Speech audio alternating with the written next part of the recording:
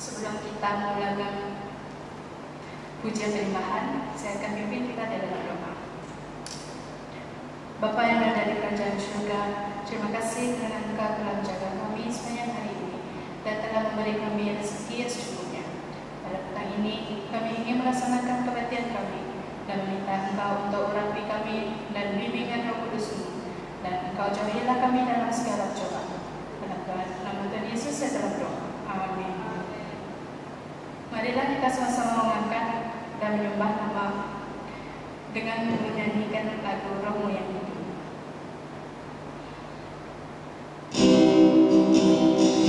Bapa, Engkau bawa kami masuk dalam kemuliaan-Mu dan tunjukkanlah jalan kebenaran-Mu dalam kehidupan kami selama ini.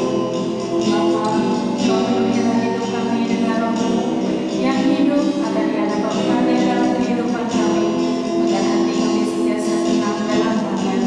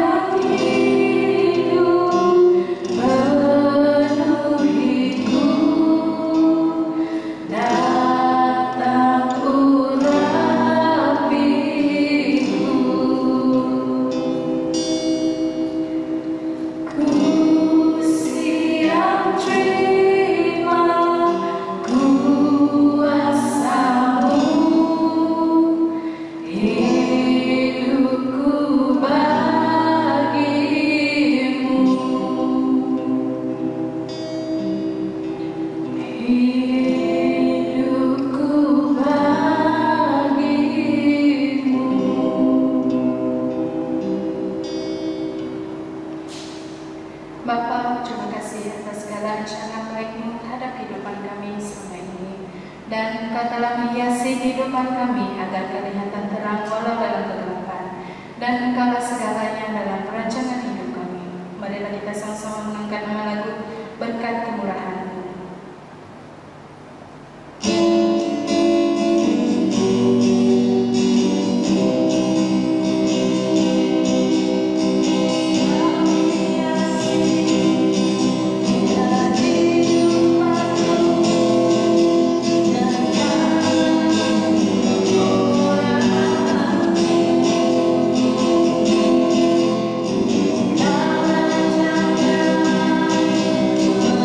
Ada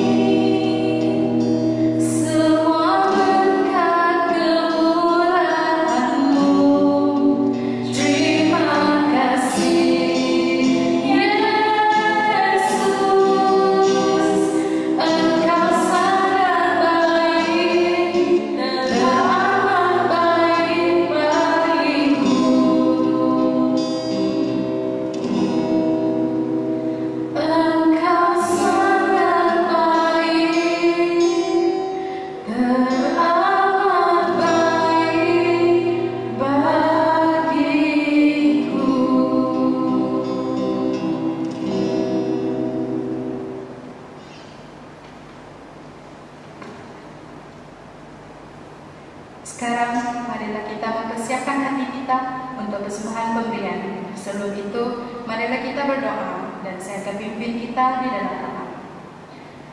Bapa Surgawi, terima kasih atas berkat yang Engkau telah limpahkan dalam hidup kami. Sekarang kami mau memberi persembahan sebagai kegunaan pekerjaan Tuhan di muka bumi ini. Berkatilah setiap tangan yang memberi dan berkati majikan kami. Dan Yesus kami berdoa. Amin. Sementara persembahan pemberian dijalankan, marilah kita menyanyikan lagu segala puji syukur.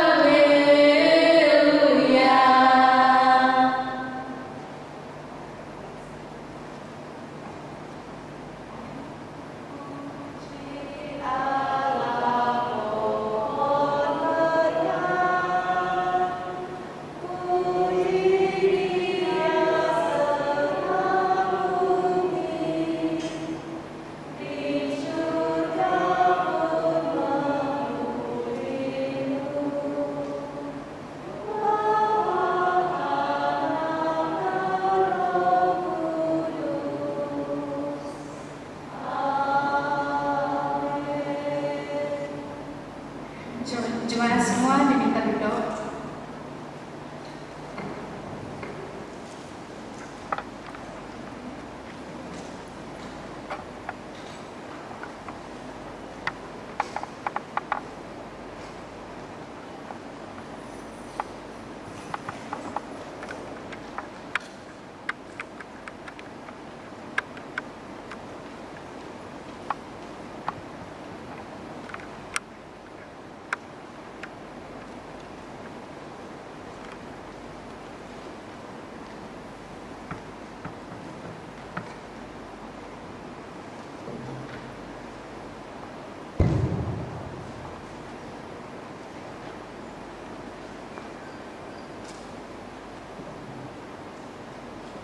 Shalom, apa kabar semua?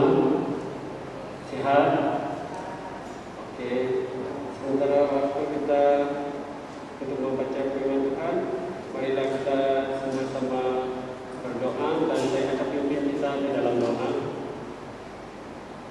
Ya Bapa, saat ini kami akan berdoa, memohon kasih dan karunia-Mu supaya Engkau hadir di tengah kami.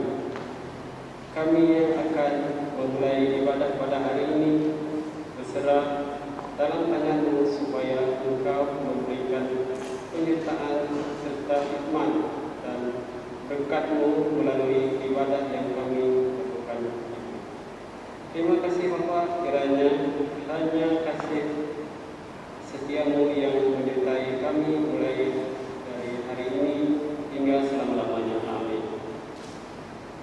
Mari kita semua-sama membuka Alkitab kita yang diambil dari surat Yakobus pasal 1 ayat 2 hingga 4 dan 12. Yakobus pasal 1 ayat 2 hingga 4 dan 12. Mari saya bacakan. Iman dan kebijaksanaan. Saudara-saudaraku, anggaplah diri kamu berbahagia apabila mengalami bermacam-macam cobaan. Kerana kamu tahu bahawa semasa kamu mengalami pencobaan dan masih tetap percaya kepada Kristus, kamu sungguh membuktikan bahawa kamu tabah menanggung penderitaan. Pastikan supaya ketabahan kamu untuk menanggung penderitaan itu berterusan sehingga kamu menjadi benar-benar sempurna dan tidak kekurangan sesuatu pun. Ayat 12. Berbahagialah orang yang tabah semasa mengalami cobaan, apabila mereka berjaya mengatasi cobaan. Dia adalah rakas kerja saya yang sangat-sangat bagus, juga Sis Hera. Tapi 2-3 hari yang lalu kami terima beritanya. Kalian juga tahu bapaknya mengidap kanser dan tahapnya terakhir. Dia balik ke negara sendiri untuk menjaga bapaknya. Tapi satu cabaran yang dia hadapi sekarang, didapati dia mengidap penyakit kanser teror. Dan saya mohon kalian doa untuk dia, kerana dia mau menjalani kebenaran pada hari Khamis yang akan datang nanti. Ingatkan dia apabila dengan doa harian kalian. Ya, saya mohon kalian doa untuk dia. Dan juga tiba-tiba pada pagi ini Sis Hera pun tidak datang kerana banyak cabaran. Tiba-tiba dia rasa telinganya sakit, 2 hari yang lalu, dan dia cakap tidak dapat dengar, tidak jelas pendengarannya sampai hari ini. Saya perlu kalian doa untuk suami istri ini yang penuh dengan cabaran di dalam kehidupan mereka, agar Tuhan bukakan jalan kepada mereka, tabahkan hati mereka untuk memikul salib yang berat ini.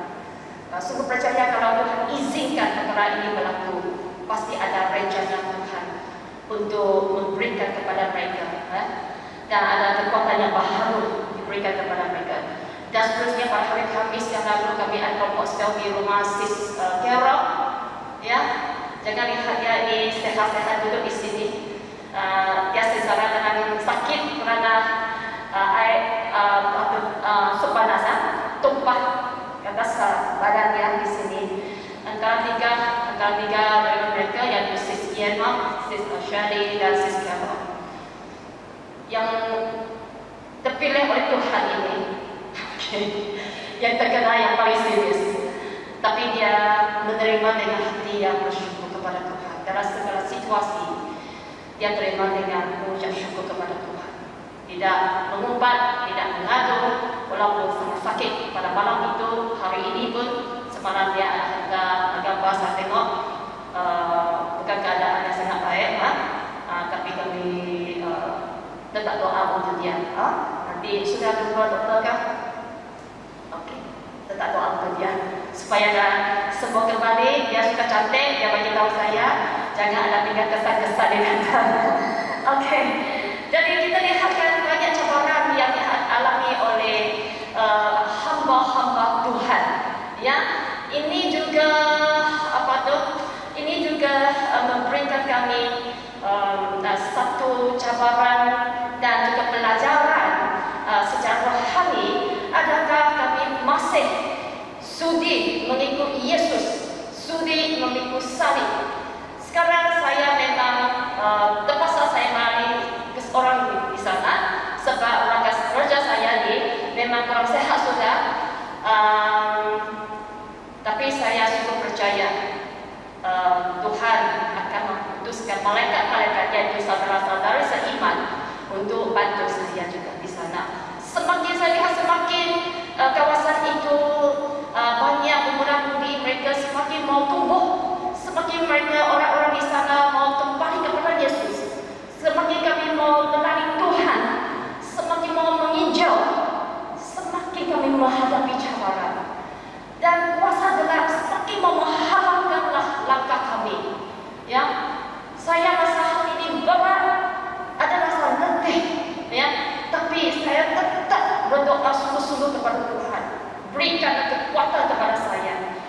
untuk meneruskan perjalanan ke depan, supaya saya tidak akan putus asa.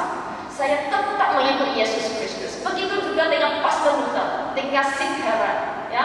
Mereka juga saya tak kasih dengan Sikara, sebab seorang di sini, seorang di sana. Tapi satu yang saya mengucap syukur kepada Tuhan, ya, satu perkara saya mengucap syukur kepada Tuhan. Semasa Sikara tanya suaminya, adakah mau dia balik ke negara asal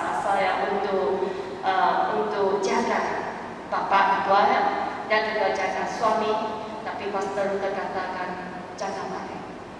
Dia kata orang di sini sangat perlu.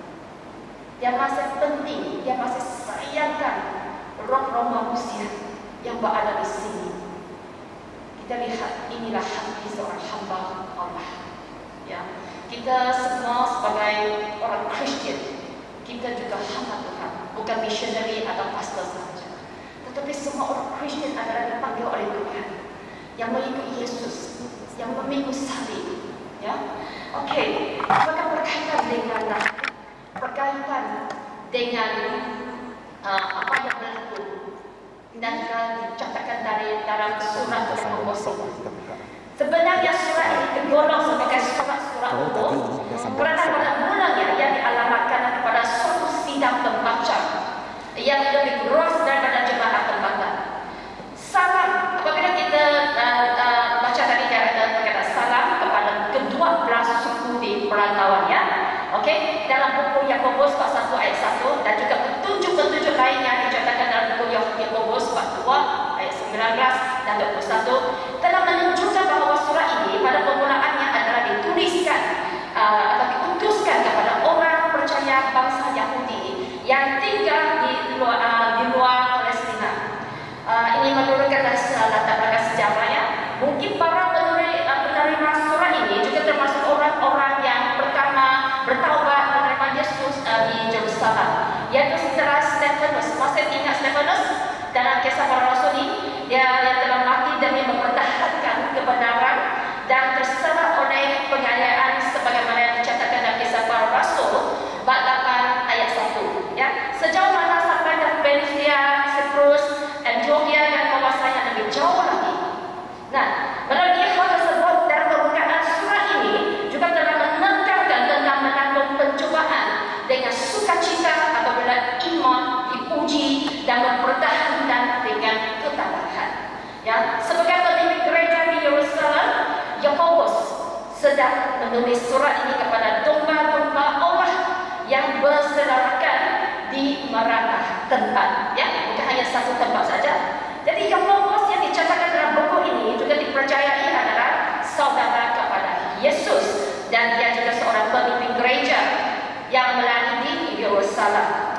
Menurut ucapan yang disampaikan olehnya dalam sidang di Yerusalem yang dicatatkan dalam Kisah Para Rasul 15 ayat 13 sampai 21 juga, dan gambaran mengenai dirinya di bahagian yang lain dalam Perjanjian Baru, yaitu dalam catatan Kisah Para Rasul juga, yang adalah sangat sepadan dengan apa yang diketahui mengenai penulis surat ini, ya.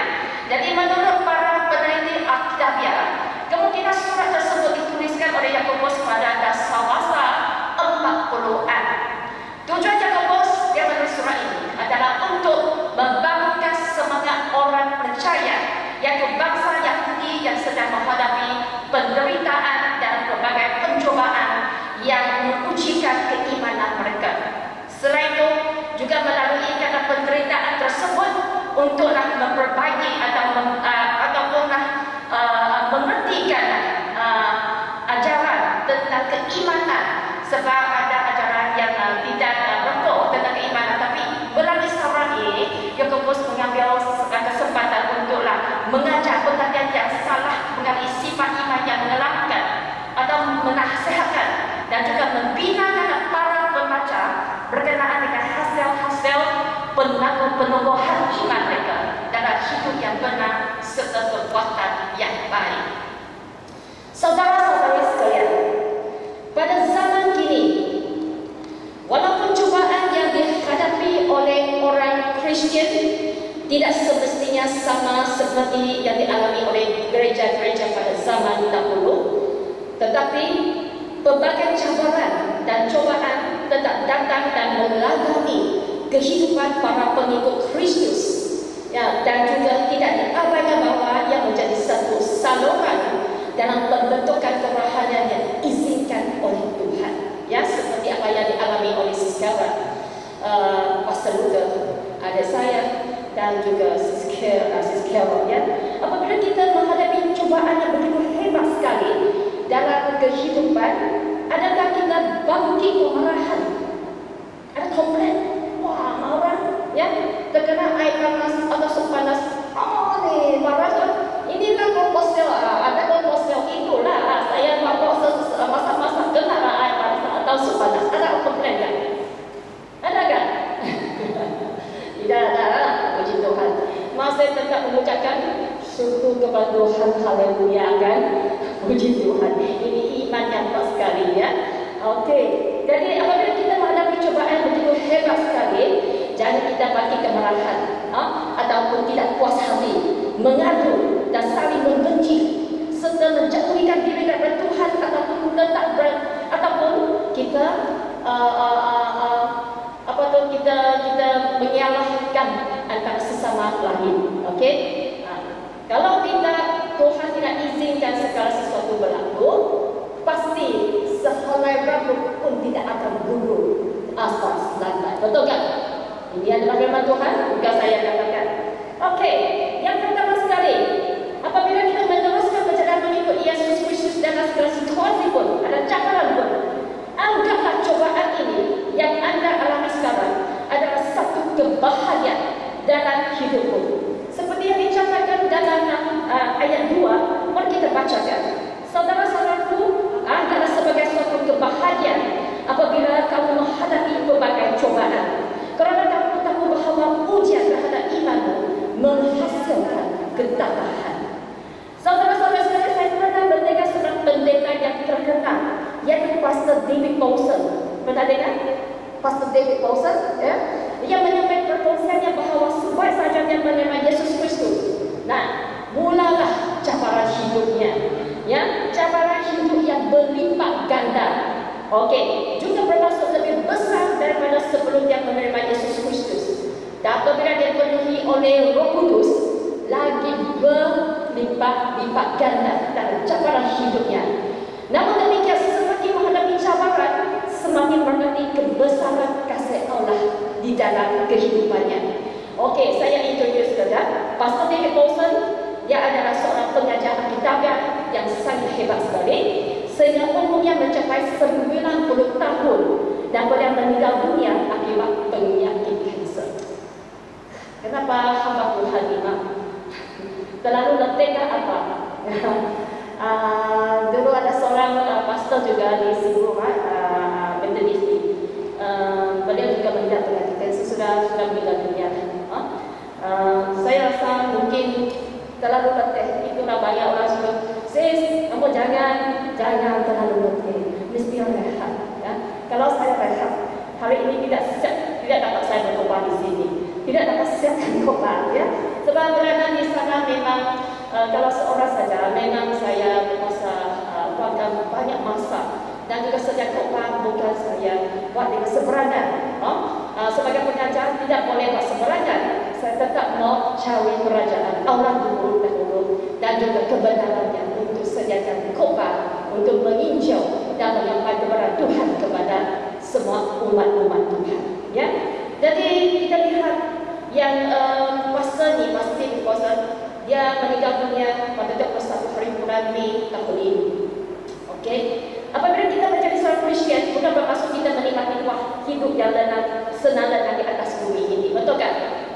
Tetapi status kita telah berubah, ya. Yaitu kita adalah pengikut ataupun murid-murid Yesus yang harus berani memikul salib dalam setiap hari. Dicatatkan dalam Alkitab, setiap hari kita mesti memikul salib sendiri. Sewaktu kita menjadi seorang Kristian, perjalanan kita ini bukan lagi menuju ke arah duniawi seperti masa dahulu, ya, tetapi adalah perjalanan syurgawi. Perjalanan tersebut adalah satu proses perubahan dan pertumbuhan hidup rohani, sehingga satu hari nanti kita dapat mencapai kesempurnaan dalam Kristus. Amin. Ya, setiap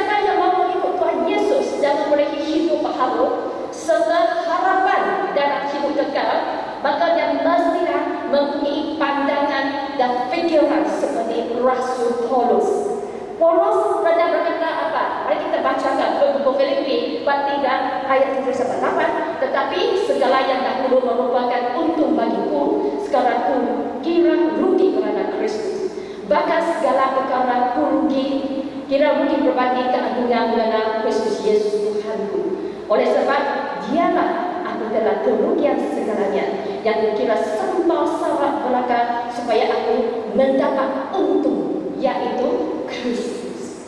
Apabila kita membaca Alkitab, yaitu surat-surat dari Rasul Paulus kepada gereja-gereja, kita telah memfaham bahawa semenjak dia bertemu Yesus Kristus di Damsyik, masih ingat ya, keseluruhan hidupnya telah mula masuk ke dalam satu proses perubahan. Perjalanan dalam pelayanannya penuh dengan cabaran, cubaan, sengsara dan penderitaan, sehinggalah akhirnya dia terbunuh kerana berpegang teguh akan kebenaran Injil Kristus. Namun demikian, dia tidak mengunturkan diri dan lepaskan peluang menjadi pengikut Kristus, kerana dia telah pilih jalan yang terbaik dalam kehidupannya. Saudara-saudara sekalian, apabila anda mengalami berbagai cubaan dalam hidupmu, jangan mengundurkan diri dan juga jangan sangka bahawa Tuhan dia tidak nampak penderitaanmu serta tidak mengasihimu. Tuhan masih mengasihimu. Dia masih nampak apa yang berlaku terhadapmu. Ya, sebaliknya dia izinkan. Lihat, Tuhan izinkan cubaan melandani dalam hidup ini adalah untuk kebaikanmu dalam pertumbuhan kerohanian ini. Ya, sebelum Tuhan mau pakaimu dalam sesuatu rencana yang besar, dia juga sediakan saluran penapisan untuk menapis hidupmu supaya menjadi emas dan turik yang lebih bernilai. Tahu bagaimana mereka menapis emas? Dalam satu proses, ya. Sebab emas itu dia tidak turik, dia bercampur dengan bahan-bahan mineral yang lain. Jadi dia terpaksa melalui satu proses penapisan dan juga terpaksa dibakar dalam api yang sangat-sangat panas sekali, ya, untuk menjadi cair dan membentukkan emas itu supaya emas itu menjadi lebih bernilai. Begitulah hidup seorang Kristian. Ya, apabila kamu menjadi seorang Kristian, bukan bermaksud kamu ini hidup senang lenak, happy and go lucky. Bukan, ya. Kamu sudah masuk dalam satu saluran penapisan dan saya juga sudah mengalami penapisan tersebut. Okey, sangat-sangat sedih, sangat-sangat sakit. Tapi satu perbezaan antara saya bukan seorang Kristian dan selepas saya menjadi seorang Kristian. Dan perbezaannya, jika sesuatu berlaku yang penderitaan di dalam hidupku sebelum saya menjadi seorang Kristian, maka saya kehilangan harapan. Saya mau membunuh diri. Saya rasa dunia ini memang sudah jadi gelap. Tidak ada makna saya hidup di dunia ini. Akan tetapi, sekarang saya sudah menjadi seorang Kristian. Ya, Tuhan izinkanlah penderitaan yang sangat ada untuk melandani dalam hidup saya. Tetapi saya dapat mengatasi kelemahan tersebut kerana saya mempunyai kekuatan kuasa dari siapa? Roh Kudus. Amin. Okey, kita lihat siapa dapat mengerti rencana dan jalan Allah. Siapa dapat mengerti? Apabila kamu dilandani oleh penderitaan, adakah kamu mengerti apakah rencana Allah di dalam hidupmu? Tidak mengerti, tapi selepas itu kamu akan mengerti, ya. Okey, sebagaimana dicatatkan dalam buku Yesaya bab 55 ayat 9, mari kita baca sungguh-sungguh. Sesungguhnya rancanganmu bukanlah rancanganmu dan jalanmu bukanlah jalanku. Demikianlah firman Tuhan. Ayat 9, setinggi langit di atas bumi, demikianlah tingginya jalanku daripada jalanmu dan rancanganku daripada rancanganmu. Ya, bagi pandangan manusia, penderitaan merupakan suatu sengsara.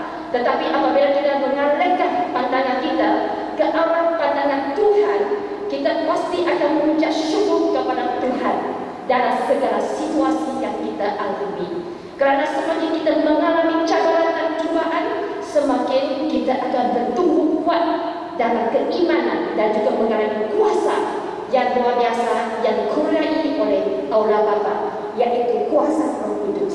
Dalam catatan surat 1 Korintus bab 10 ayat 13 telah menyatakan, kita baca sama sekali, setiap cobaan yang kamu alami memang biasa dihadapi orang, tetapi Allah setia menepati janjinya. Dia tidak akan membiarkan kamu dicobai melebihi kekuatanmu. Ya, sewaktu kamu dicobai, Allah akan memberimu jalan keluar supaya kamu mendapat kekuatan untuk menangguhnya. Amin. Ya. Dan juga seterusnya kita mesti ada ketabahan ini haruslah berterusan untuk menjadi sempurna.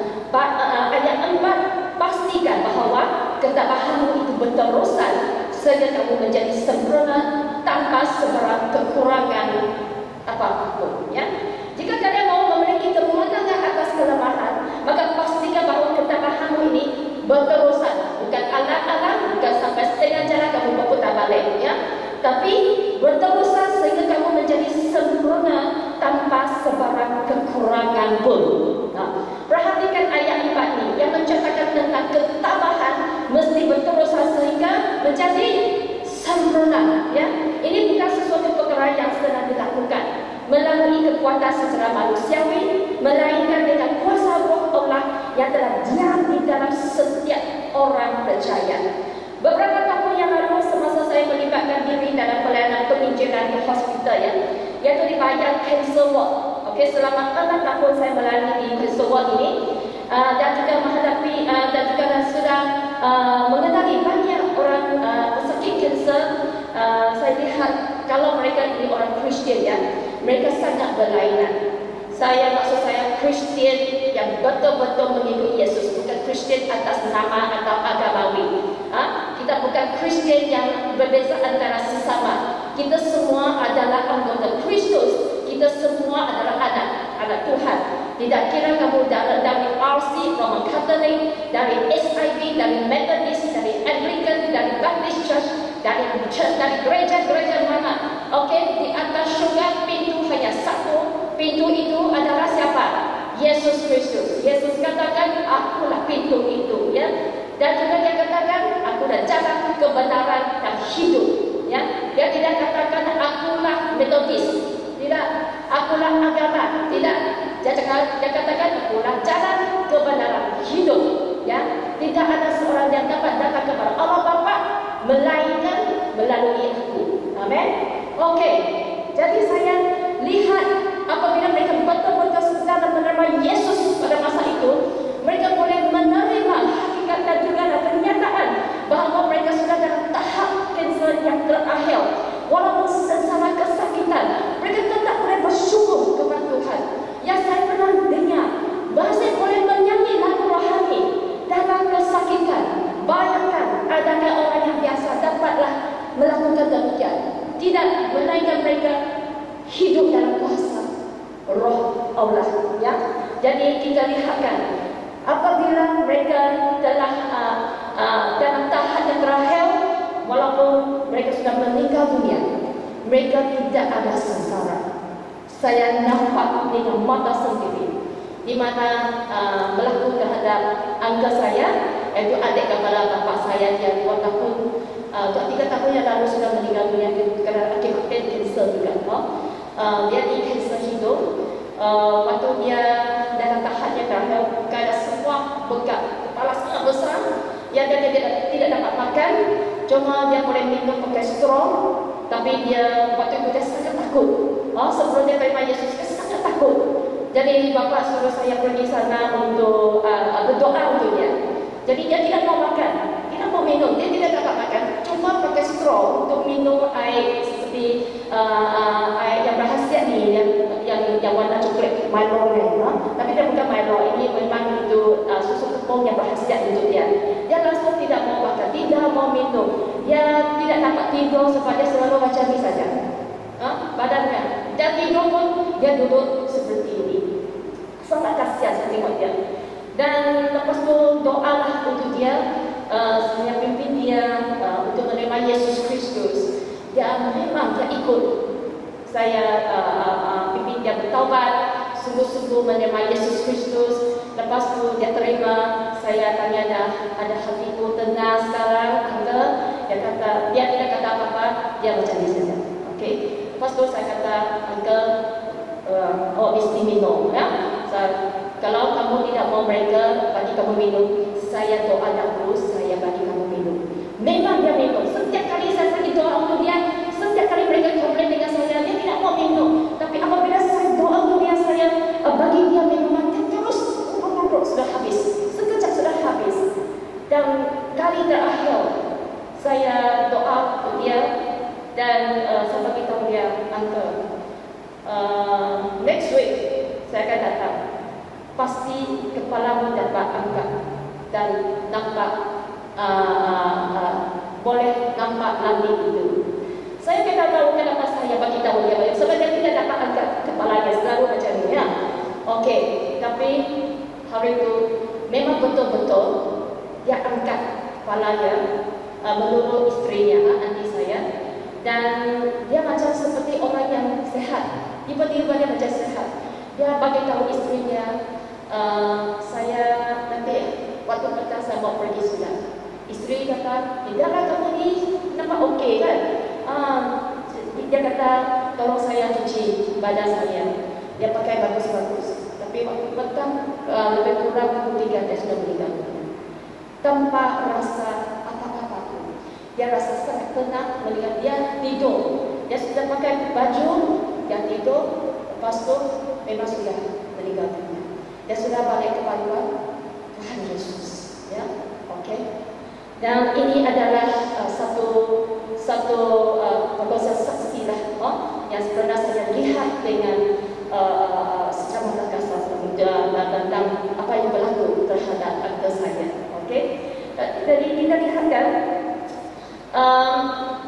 sebagaimana yang dicatatkan dalam buku Roma ya, bab 5:3-4, di mana Rasul Paulus pernah berkata ya, kita ni dipenuhi dan dikurniai oleh kuasa Roh Kudus mengatasi kelemahan diri. Okey, kita baca. Kita juga bersukacita di kita, kerana kita tahu bahawa penderitaan membina ketabahan, ketabahan membina budi pekerti, dan budi pekerti membina harapan. Dan harapan tidak mengecewakan kita kerana Allah telah mencurahkan kasih-Nya ke dalam hati kita melalui Roh Kudus yang telah dikurniainya kepada kita. Amin. Ini jawabannya. Bukan saya katakan, ini firman Tuhan. Saudara-saudara sekalian, setiap orang Kristian termasuk hamba-hamba Tuhan bukan orang yang sempurna ya. Ingatlah, kami ini bukan orang sempurna. Keseluruhan hidup kita masih ada banyak kelemahan, yaitu sisa-sisa yang perlu ditapiskan oleh tangan Tuhan. Oleh itu Tuhan yang akan izinkan penderitaan menjadi satu proses penapisan untuk membentukkan kerohanian kita, mengkuduskan hati nurani kita, dan meningkatkan keimanan kita supaya semakin hari semakin ke arah kesempurnaan dalam Kristus. Tuhan Yesus berkata, Matius 5:48, hendaklah engkau sempurna seperti Bapakmu di syurga. Jadi kesempurnaan ini adalah memiliki kesucian dan kasih yang tidak bercelah dalam hidup baharu yang dikurniai oleh Allah. Ya. Seterusnya kita mesti terus berusaha ke arah maklumat mendapatkan ganjaran, yaitu mahkota kehidupan yang dijanjikan Allah. Yang kita bacakan ayat 12, diberkatilah orang yang tabah menghadapi cobaan. Apabila mereka berjaya menangani cobaan itu, mereka akan mendapat mahkota kehidupan yang telah dijanjikan Allah kepada orang yang mengasihinya. Saudara-saudara sekalian, berkenaan dengan berkat, banyak orang suka berkat, ya. Tolong berkat saya, berkat ini, berkat itu. Semalam saya pergi untuk birthday hari jadi, tolong berkat kek ini, kek ini tolong berkat. Saya kata saya akan doa, saya akan doa berkat untuk anakmu. Ya, jadi sebab mereka ni bagaimana? Mereka boleh faham lagi, ya. Jadi mereka kata, okey boleh doa, sis boleh doa kek ini saya mau doa berkat. Ya, okey. Saya kata saya doa untuk anakku, anak yang menyambut birthday ya semalam. Okey. Jadi kita lihat kan, berkenan dan berkat yang diharapkan oleh orang Kristian bukan dengan semata-matanya menaruhkan harapan terhadap harta atau kekayaan duniawi ataupun hidup duniawi. Tetapi ayat 12 jelas menyatakan bahawa orang yang tanpa menghadapi cobaan adalah orang yang diberkati oleh Tuhan. Amin. Ya, secara jujur bukan semua orang dapat menahankan diri dan tabah untuk menghadapi cobaan sehingga berjaya menangani cobaan itu atau memenangi. Semenjak saya menjadi seorang Kristian, kehidupan saya sudah sentiasa dalam keadaan yang lancar sekali. Ya, kadang cabaran dan cobaan melandai dalam hidup saya seperti aliran sungai, ada cabaran yang kecil, dan juga ada kalanya seperti badai gelombang, ya seperti ombak yang besar melandai dalam hidup saya. Cobaan yang paling susah untuk saya menanggung adalah apabila suami saya meninggal dunia secara tiba-tiba pada tahun 2017. Saya tahu kalian sudah pernah dengar ya, tapi kita ada orang baharu yang masih belum dengar ini ya. Okey, itu memang cabaran yang paling besar untuk saya. Saya berfungsi sedikit saja tentang ini ya. Saya apabila menghadapi cabaran tersebut, kehilangan suami saya sudah rasa tidak dapat terima. Apatah lagi yang tinggalkan banyak hutang yang saya langsung tidak dapat melunaskan hutang tersebut kerana satu amount yang sangat besar ya. Sebab suami saya ni dia seorang yang businessman, dia pasti tidak akan bagi tahu saya apa yang berlaku ya. Dia tidak mau saya risau kerana waktu itu saya sudah mau larutkan diri ataupun lanjutkan diri untuk belajar untuk 10 masa sudah. Jadi dia tidak mau bagi tahu saya perkara. Tapi nasib ada hati sampailah dia meninggal dunia, baru saya tahu apa yang telah berlaku. Saya bukan kehilangan suami sahaja, memikirkan banyak-banyak dahulukan ini. Setiap hari saya terima telefon dari sini pemberitahuan ini belum bayar, ini semua beribu-ribu ni. Saya baru bayar satu, sini datang lagi. Sini sudah bayar, sana datang lagi. Tidak habis-habis. Okey. Dan juga saya kehilangan semua aset dan perdagangan yang dipunyai oleh suami saya. Saya dengan jemput uang mereka, kita tahu ya, jemput mereka semua tarik bank. Ya. Jadi saya tinggal kosong saja, kosong. Balik rumah mama saya, tinggal dengan mak saya, okey. Hanya baju dengan 2 orang anak itu saja.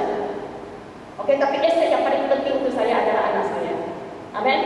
Ya, mereka adalah harta yang terbaik bagi saya. Okey. Jadi apabila perkara ini berlaku, saya tidak faham. Saya kurungkan diri di dalam bilik. Nangis setiap hari saya nangis. Ya. Mereka panggil saya makan, minum, saya tidak mau. Oleh itu dalam 1 minggu memang saya sangat bersurat. Saya rasa sisma. Dia lemah saya pada permulaan. Ya. Dapat tengok saya bagaimana saya jadi kurus. Ya.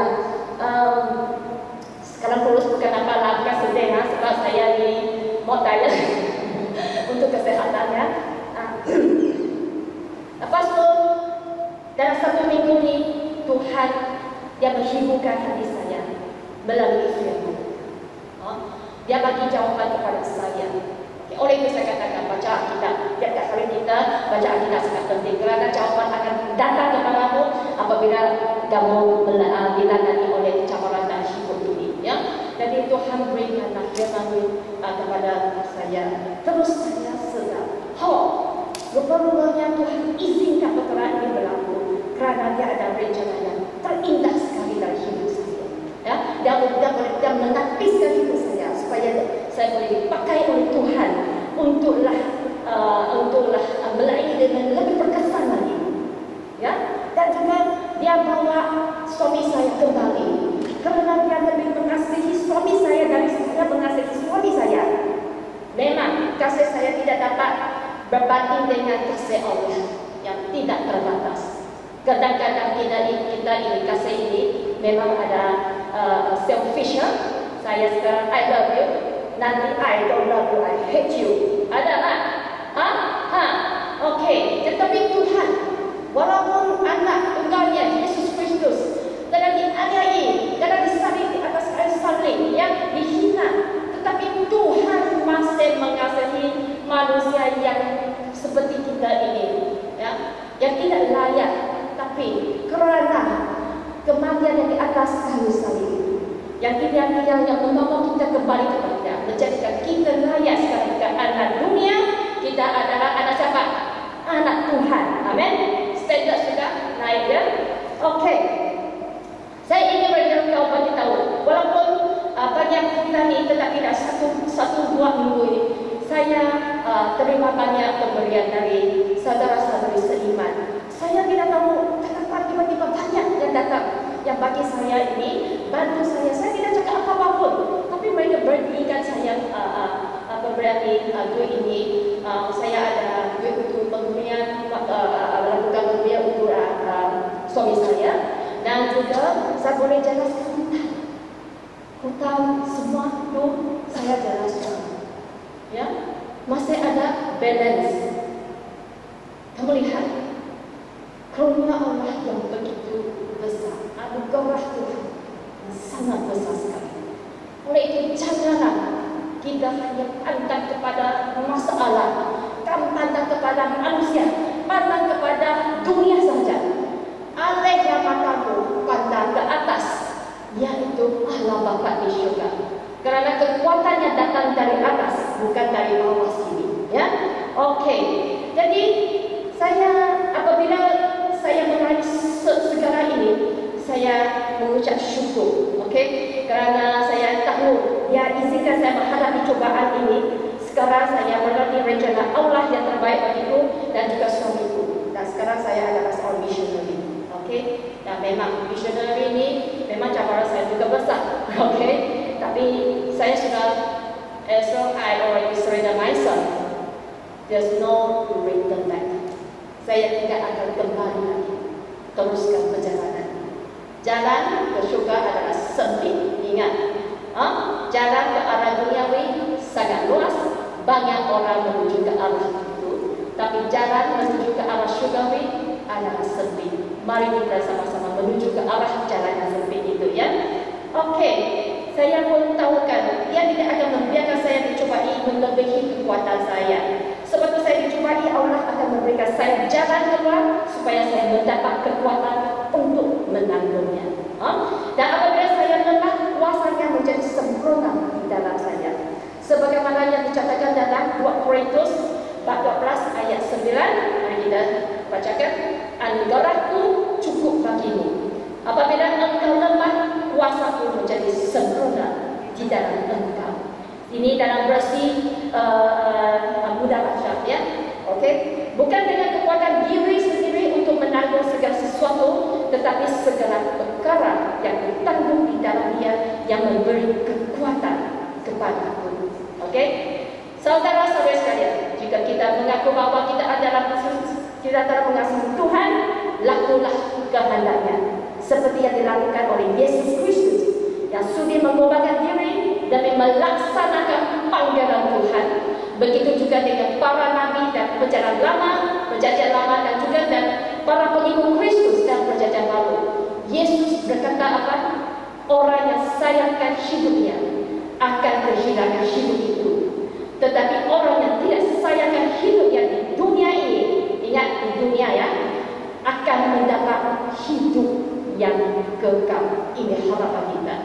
Oleh itu, Yakobus menekankan bahawa apabila mereka berjaya menangani cubaan itu, mereka akan mendapat mahkota kehidupan yang telah dijanjikan Allah kepada orang yang mengasihinya.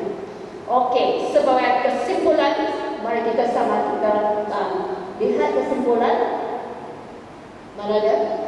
Okey, kita baca faham keseluruhan tentang khotbah pada petang ini. Apabila anda mengalami cabaran yang begitu hebat sekali dalam kehidupan, anggaplah cobaan yang anda alami sekarang adalah satu kebahagiaan dalam hidupmu. Terusnya, ketabahanmu haruslah berterusan untuk menjadi sempurna. Terus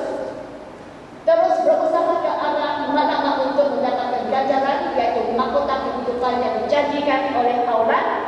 Okey, ajakan agama Tuhan bukanlah aku telah mencapainya atau telah disempurnakan, tetapi aku terus berusaha semoga aku dapat mengambil sesuatu yang karenanya aku telah diambil oleh Kristus Yesus. Amin. Inilah firman Tuhan untuk petang ini. Semoga perkongsian saksi yang telah sampaikan tadi dan semua firman Tuhan bagilah kalian kekuatan jika menghadapi cabaran dalam hidup ataupun cabaran yang sangat-sangat besar. Anugerah. Tuhan sibuk ada, tapi bukan dengan kuasa ya. Okey, mari kita berdoa. Halo Tuhan Bapa di syurga, haleluya puji Tuhan. Engkau yang terbaik bagi kami Tuhan. Kami pada petang ini kami sudah dengar banyak perkongsian saksi, terutamanya tentang cabaran yang dilalui oleh hamba-hamba-Mu kebelakangan ini. Walaupun banyak cabaran, sengsara dan penderitaan, tetapi Engkau tetap memberikan semua hamba-hamba Tuhan dan semua orang-orang yang percaya mempunyai kuasa, yaitu kuasa Roh Kudus untuk mengatasi kelemahan diri dan menjadi seorang pemenang pada masa yang datang. Mohon Engkau curahkan kuasa Roh-Mu sekarang kepada setiap orang yang berada di sini. Mereka menerima dengan hati bersyukur dan juga sediakan hati untuk menerima sebarang cabaran dalam kehidupan mereka dengan penuh kekuatan dan penuh keberanian dan juga tapakan hati meneruskan perjalanan yang mengikuti Yesus Kristus sampai satu hari mereka layak masuk ke dalam kerajaan syurgawi dan bersama denganmu. Mohon Engkau bimbingkan mereka dan berkati mereka pada permulaan sampai ke ujung. Di dalam nama Yesus Kristus kami berdoa. Amin.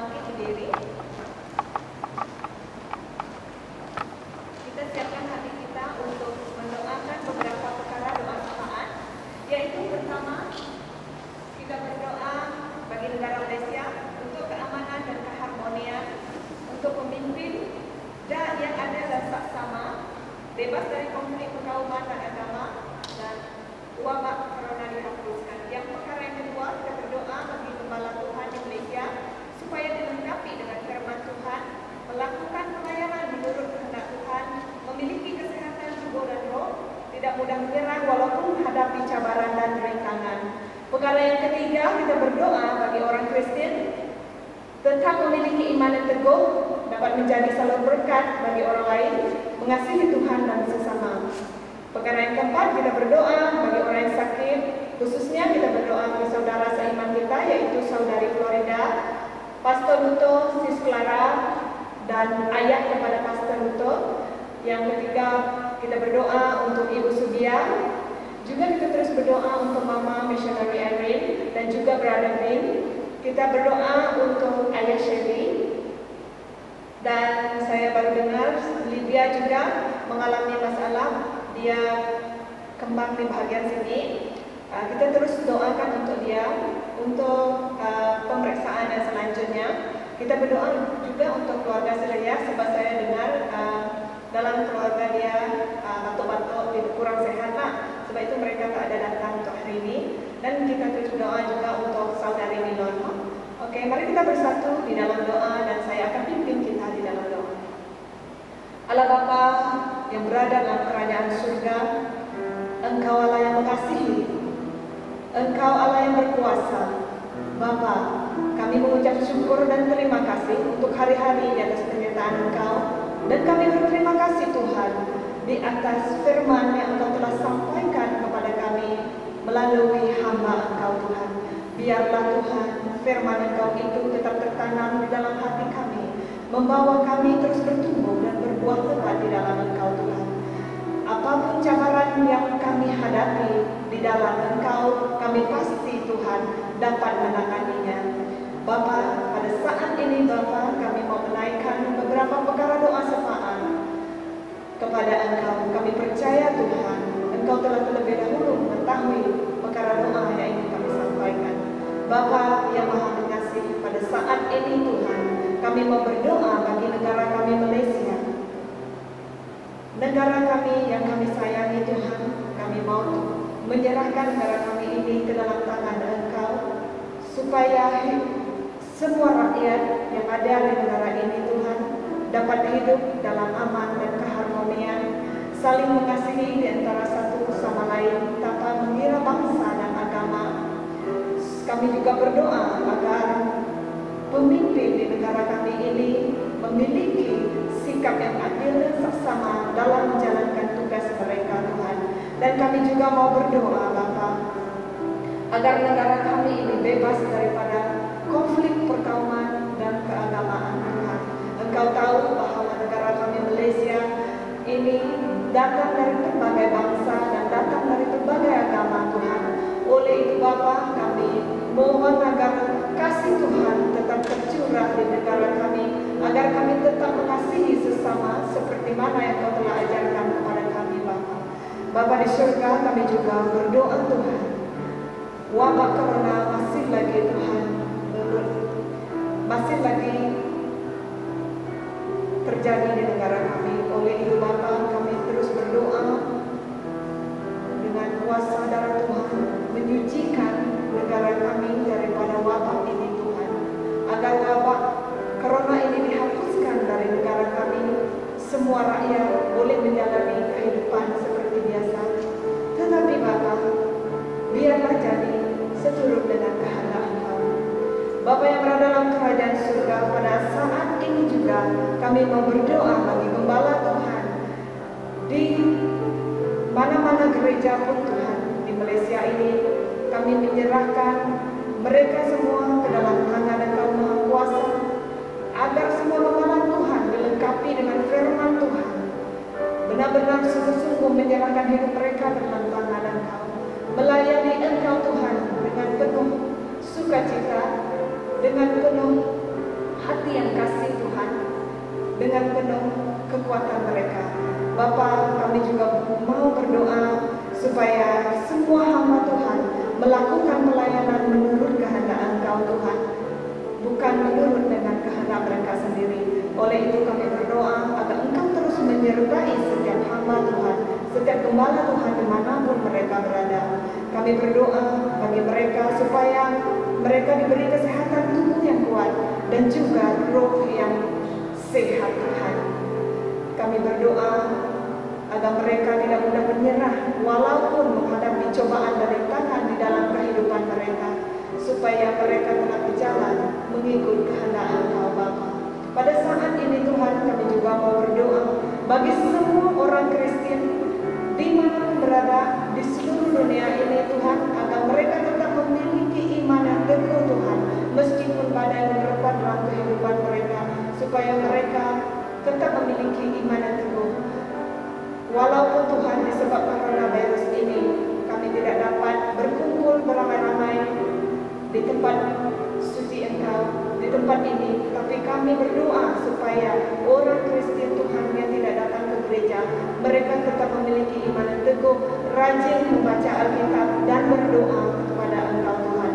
Kerana dari membaca Alkitab itulah caranya Tuhan berkomunikasi dengan kami, dan kami berdoa untuk berkomunikasi dengan Tuhan. Bapa, pada saat ini kami berdoa supaya orang Kristen dapat menjadi salur berkat bagi orang lain, supaya Tuhan mereka dapat menjadi cahaya dan terang bagi orang yang masih tinggal di dalam kegelapan Tuhan. Kami berdoa agar semua orang Kristen tidak menilai apapun pangkat mereka, apapun harta, berapa banyak harta yang mereka miliki. Biarlah kami sebagai orang yang percaya, sebagai orang Kristen, sungguh-sungguh mengasihi sesama Tuhan, agar kami tetap mengasihi sesama seperti mana Engkau telah ajarkan kepada kami. Bapa, pada saat ini kami mau berdoa bagi orang yang sakit, dimanapun mereka berada Tuhan, di rumah ataupun di hospital Khususnya kami mau berdoa bagi jemaat Tuhan di tempat ini. Kami berdoa bagi Sis Florida Tuhan yang telah lama sakit disebabkan tidak sehat tubuh badan Tuhan. Kami berdoa menyerahkan Sis Florida ke tangan Engkau supaya dia terus dipulihkan dan diberi kekuatan Tuhan dalam menangani sakitnya. Kami berdoa bagi keluarganya yang menjaga Encik Karang dan anak-anaknya Tuhan, supaya mereka juga diberi kekuatan hati yang tabah untuk menjaga Sis Florida Tuhan. Kami percaya Engkau punya rencana indah dalam keluarga ini. Pada saat ini kami mau berdoa juga. Kami telah dengar Pastor Luther Tuhan mengalami kesakitan dalam tubuh. Kami percaya Tuhan, tidak ada yang mustahil bagi Engkau.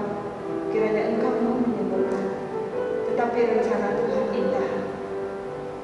Pada waktunya kami berdoa menyerahkan Pastor Luther dan ayahnya masih sakit Tuhan dalam tangan Engkau.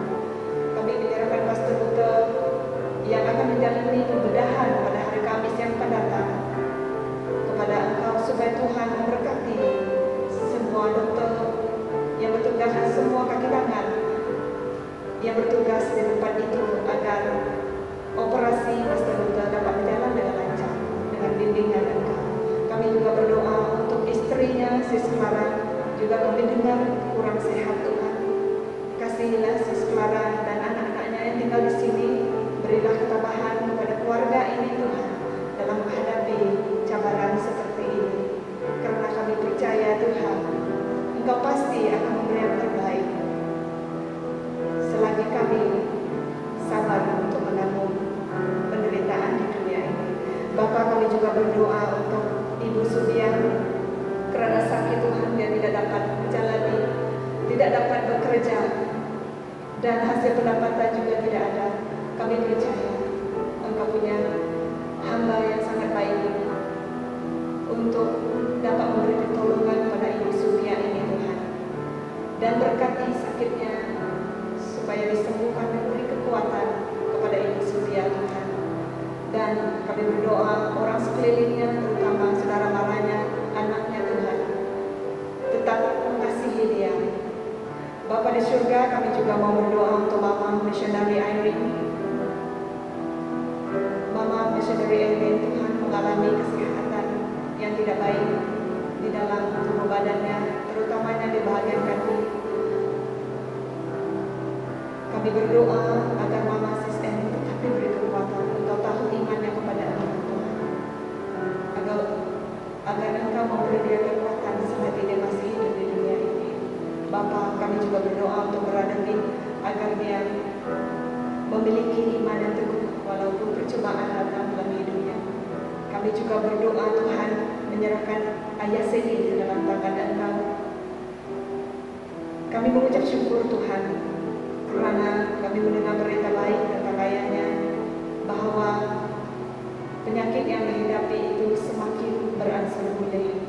Terima kasih atas kebaikan Engkau, dan kami terus berdoa agar Tuhan tetap menjaga dan memberkati Bapak Sedi Tuhan. Kami juga berdoa untuk saudari Lydia. Kami mendengar berita tentang dia, bahwa dia punya ketumbuhan di bahagian sebelah kirinya Tuhan yang belum sembuh lagi. Kami berdoa untuk pemeriksaan selanjutnya agar Tuhan memberi hikmat dan kebijaksanaan kepada Lydia dan juga para dokter yang akan merawatnya Tuhan, agar segala penyakit yang cuba besaran tubuhnya diketahui, dan berilah kami jalan untuk menyelesaikannya Tuhan. Bapa, kami juga berdoa untuk keluarganya, dan kami juga mendengar bahwa keluarganya kurang sehat. Kami berdoa agar Tuhan terus menjaga keluarga ini dan memberkati mereka dalam kesehatan Tuhan. Dan juga kami berdoa untuk saudari Nenun, supaya Tuhan tetap memberi kekuatan terus dan memberi dia kesehatan yang terus Tuhan, untuk dia tetap menjalani kehidupan di dunia ini. Terima kasih Bapa, terima kasih Yesus, terima kasih Roh Kudus. Di dalam nama Tuhan Yesus kami berdoa dan mengucap syukur. Amin. Jemaat, silakan duduk. Kita teruskan dengan berita gereja kita untuk minggu ini. Yang memimpin kita pada minggu yang akan datang, pengacara Shady, pemimpin pujian Anesha, pengkhotbah Reverend J.P. Lau, pendoa syafaat Sis Raya, pemuzik Gloria, penyanyi latar Jonas, penyambut tetamu Rosel, multimedia Jessica. Kutipan persembahan kita pada minggu yang lepas berjumlah RM186, persembahan syukur 26 dan persepuluhan 160. Dengan kehadiran jemaat 15 orang. Tidak ada informasi gereja untuk masa ini. Sekian.